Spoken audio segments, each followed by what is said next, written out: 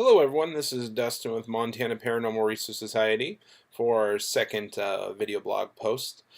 Today, we're going to discuss a topic that should be a priority in every paranormal team out there, or any team member on a paranormal investigation team, and that is going to be safety.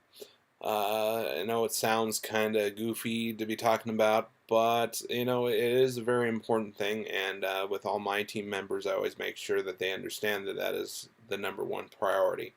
Um, so we'll discuss a few things here. Again, as always, if you have questions, comments, or concerns, or even if you want something answered on one of our video posts, make sure to send it in to our Facebook page, YouTube channel, or our website.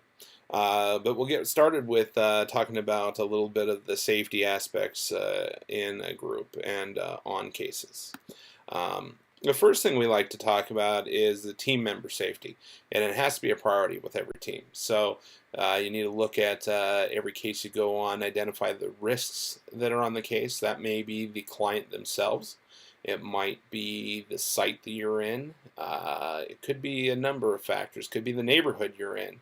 It could be a weather concern. It could be pretty much anything that could jeopardize your team's safety. And it is important to know that what those safety concerns are and address them with your team before you get on site, so they know what you think the safety concerns are. Of course, not always all safety concerns are going to be immediately available to you until you get on site. So you also need to know when to say no to a client. It is important to be able to say no to a client. It's important to make sure that when you say no to a client, you do it in a way that it doesn't offend the client and cause any type of issue with you exiting the area. It's a tough one. You have to feel it out, figure out what you're going to do in that case. No matter what, though, you need to put your team safety before that of the client's feelings. And I hate to say that, but it's the truth. So there are some situations that you need to be aware of. Some of the safety concerns we've ran into on cases is conditions that are not sanitary, conditions that are, the building is in, structural conditions, things that you can fall through the floor. There's a number of things that can cause a safety concern within a place, but you need to make sure when you do your initial walkthrough that you're checking these things, because you need to make sure that that your team is safe on site. So check the floors, make sure that you're not walking into a place that has been neglected, it's filthy, possibly can get your team sick, mold, number of things, number of factors. Again, we've ran into all of them. And sometimes very hard to talk to a client about, but it is something that you should know how to say no to a client and move on. Much rather move your team out of a situation like that than have someone get hurt or get sick. It's just not a good thing to be in.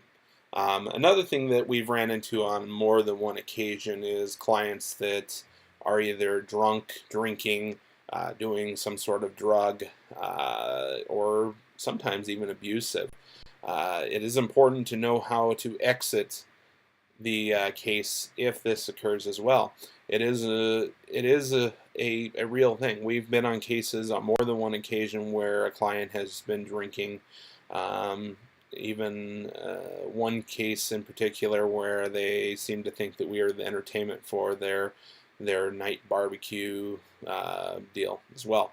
So alcohol, drugs, the works doesn't really mix well with paranormal investigating, especially if you're doing it as a passion, as a team that's trying to be taken seriously.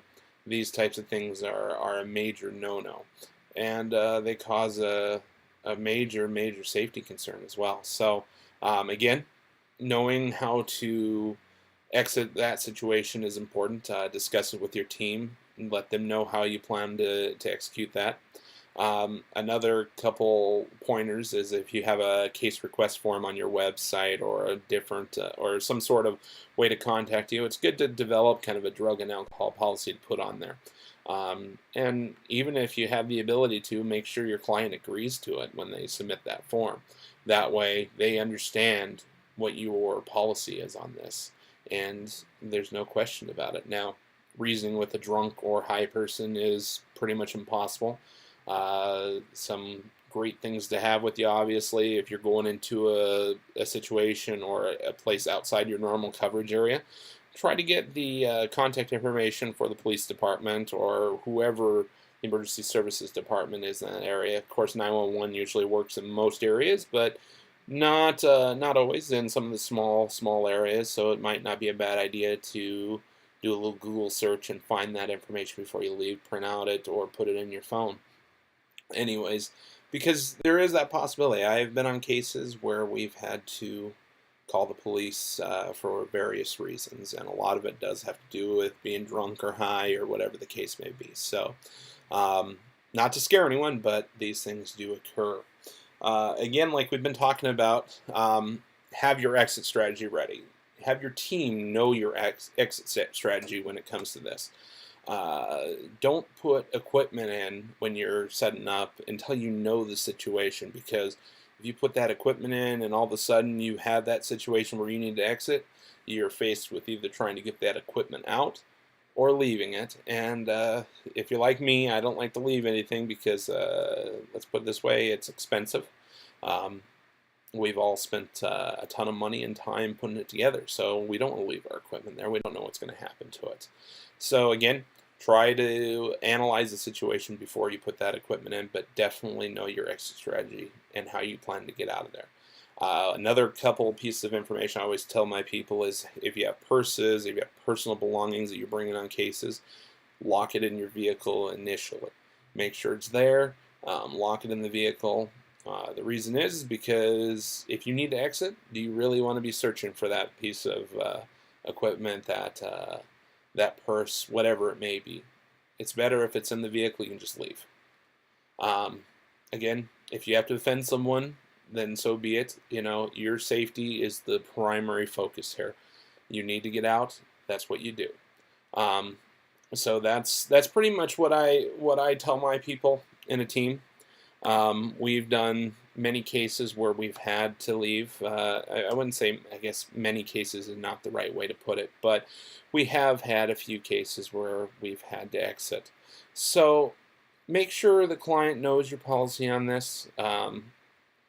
Make sure that you know your exit, and make sure that your team is safe. I mean, do what you have to do to maintain safety, because otherwise, you know, it's kind of pointless at that. So anyways, this is Dustin Benner with the Montana Paranormal Research Society. Again, make sure to subscribe to our YouTube channel. Send in your questions, comments, concerns, and we'll try to answer it. I know there's been some questions posted on the Facebook page. We will get to them. This one was more geared towards the paranormal groups out there.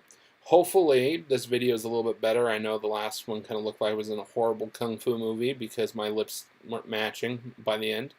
But using some different software, and after a few headaches, it seems to be working. Anyways, again, have a great one, and please send in your comments or questions. Thank you.